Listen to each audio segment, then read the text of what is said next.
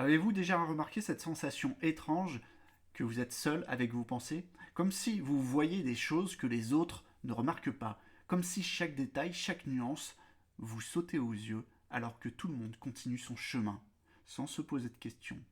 Vous réfléchissez, vous analysez et au final, vous vous demandez si ce n'est pas justement ce qui vous complique la vie. L'intelligence, c'est un atout, bien sûr, mais parfois, c'est aussi un poids.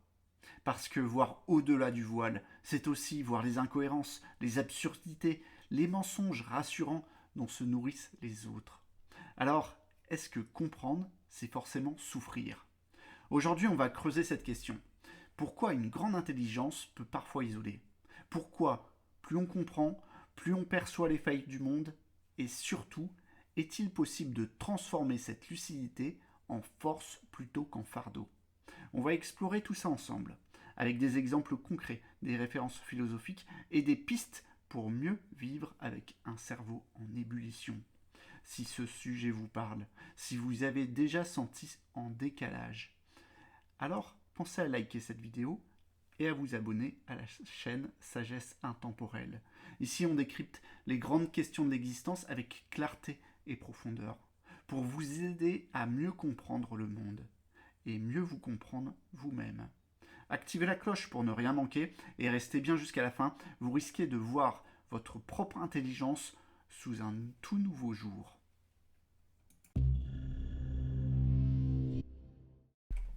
Imaginez Athènes, il y a plus de 2000 ans, une place animée, des marchands qui crient leur prix, des philosophes qui débattent sous les portiques. Et au milieu de tout ça, un homme qui questionne tout. Il ne vend rien, ne cherche ni richesse ni pouvoir. Il se contente d'interroger. Pourquoi obéit-on aveuglement aux traditions? Pourquoi les puissants dictent-ils ce qui est juste? Il se pose des questions qui dérangent. Et peu à peu, on commence à le regarder de travers. Son nom, Socrate. Et sa lucidité lui vaudra la ciguë, une coupe empoisonnée. Aujourd'hui, on ne nous force pas à boire du poison, mais l'effet reste le même. Plus vous comprenez, plus vous percevez ce que les autres refusent de voir. Les fameux faux semblants, les contradictions, les raisonnements bancals. Une amitié qui n'en est pas une. Un discours politique truffé d'absurdité. Un mode de vie que tout le monde suit sans se demander pourquoi. Vous voyez au-delà du voile, et pourtant, ça ne vous rend pas plus heureux. Parfois, c'est même l'inverse. Schopenhauer disait que l'intelligence, c'est comme une loupe. Plus elle est puissante, plus elle agrandit les défauts du monde. C'est exactement ça. Plus on comprend, plus on perçoit l'absurdité des choses. Et quand vous essayez d'en parler autour de vous, la réaction est souvent la même. On vous regarde avec des yeux ronds. On vous trouve trop compliqué, trop négatif, trop différent. Et c'est là le vrai problème commence. Parce qu'au fond, le plus dur, ce n'est pas juste de voir ce que les autres ne voient pas, c'est de se retrouver seul avec ça, d'être incompris, ou pire, de devenir incompréhensible pour les autres. Et si cette solitude était la vraie malédiction de l'intelligence? Quand vous commencez à voir le monde différemment, il y a un moment où vous réalisez que ce que vous prenez pour une évidence ne l'est pas pour les autres. Vous faites une remarque sur une incohérence politique et on vous répond avec un haussement d'épaule. Vous lancez une décision sur un sujet un peu trop profond et d'un coup, l'ambiance change. Vous riez d'une absurdité que vous seul avez remarquée et on vous regarde comme si vous étiez sur une autre planète. Ce n'est pas que les autres sont idiots, loin de là. C'est juste que votre manière de voir le monde ne colle pas toujours avec la leur. Et ça, c'est une sensation étrange. Un mélange de solitude et d'incompréhension qui peut vite devenir pesant. Nietzsche disait: celui qui danse est pris pour un fou par ceux qui n'entendent pas la musique. C'est exactement ça. Vous percevez une mélodie que les autres n'entendent pas. Et plus vous essayez de leur montrer, plus vous passez pour un extraterrestre. Alors que faire? S'adapter pour être accepté? Jouer un rôle pour entrer dans le moule? Ou rester fidèle à sa pensée, quitte à creuser encore un peu plus l'écart? Et c'est là que ça devient vicieux.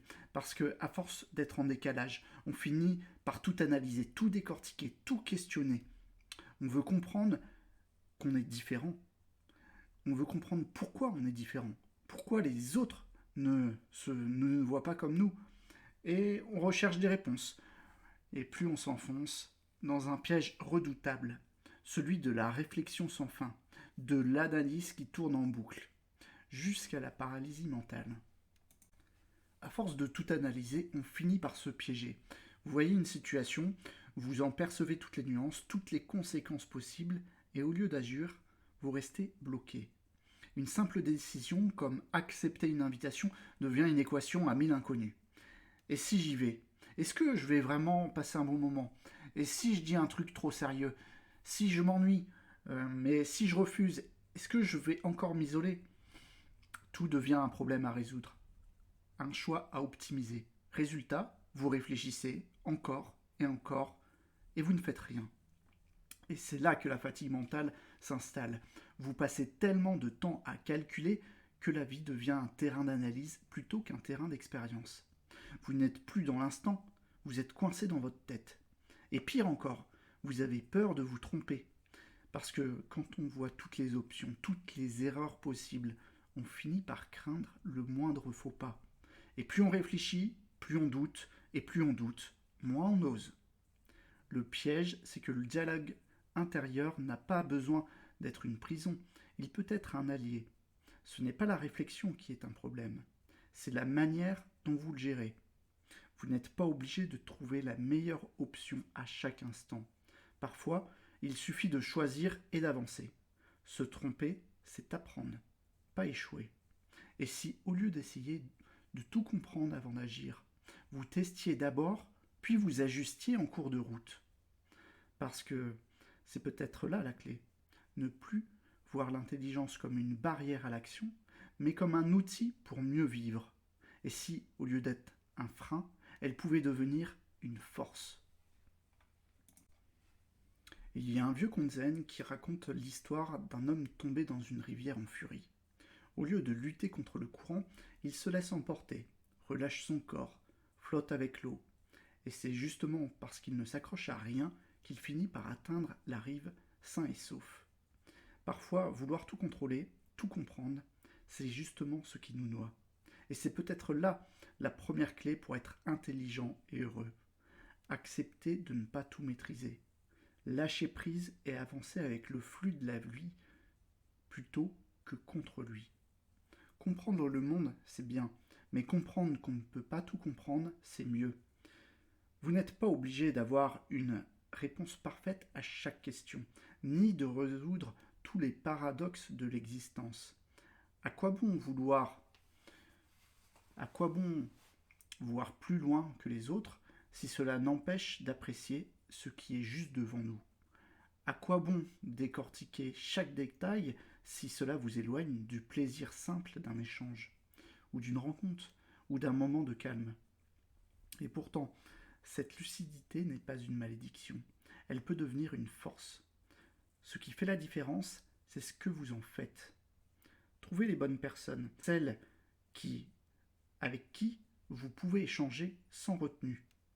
Créer, construire, explorer, utiliser cette intelligence pour donner du sens plutôt que de vous enfermer dans des spirales d'analyse. Spinoza disait: le sage ne s'oppose pas aux passions, il les comprend. Et si c'était ça la solution? Ne pas lutter contre cette façon de voir le monde, mais apprendre à intégrer dans quelque chose de plus grand, de plus enrichissant. Alors oui, voir au-delà du voile peut être un poids, mais ce poids, vous pouvez choisir de le porter seul ou de le transformer en moteur pour avancer. Parce qu'au fond, l'intelligence n'est pas un problème en soi. C'est ce que vous en faites qui détermine si elle vous enferme ou si elle vous libère. L'intelligence, c'est comme un feu. Mal maîtrisé, il brûle, consume et isole. Mais bien utilisé, il éclaire, réchauffe et guide. Voir plus loin que les autres peut être un fardeau. Oui, mais c'est aussi une chance. Tout dépend de la manière dont vous choisissez de porter ce regard sur le monde. Si vous voyez Si vous vous noyez dans l'analyse, si chaque pensée devient un labyrinthe sans sortie, alors oui, la lucidité devient une prison. Mais si vous apprenez à canaliser cette énergie, à accepter de ne pas tout comprendre, à choisir vos batailles et à cultiver l'instant présent, alors elle devient une boussole. On a vu ensemble pourquoi voir au-delà du voile pouvait parfois être douloureux, pourquoi ce décalage avec les autres peut isoler, pourquoi trop réfléchir peut paralyser. Mais on a aussi vu qu'il existe un autre chemin, lâcher prise, trouver des esprits qui résonnent avec le vôtre, transformer cette lucidité en moteur plutôt qu'en obstacle. La vraie sagesse, ce n'est pas de vouloir tout comprendre, mais de savoir où poser son regard. Alors maintenant, à vous de jouer. Dans les commentaires, dites-moi, pensez-vous que trop réfléchir empêche d'être heureux? Partagez vos expériences, vos ressentis. Et surtout, abonnez-vous à Sagesse Intemporelle pour continuer à explorer ces grandes questions de la vie. Likez cette vidéo si vous voulez et activez la cloche pour ne rien manquer. D'ailleurs, si vous voulez aller plus loin, je poste régulièrement des réflexions sur la vie et comment s'améliorer dans notre monde sur mon canal Telegram, que j'ajoute en description. Et si ce sujet vous intéresse, vous allez adorer la vidéo que je vous propose juste après. On y explore une autre facette de la sagesse intemporelle et je vous préviens, ça pourrait bien changer votre façon de voir les choses. Cliquez dessus et on continue ensemble.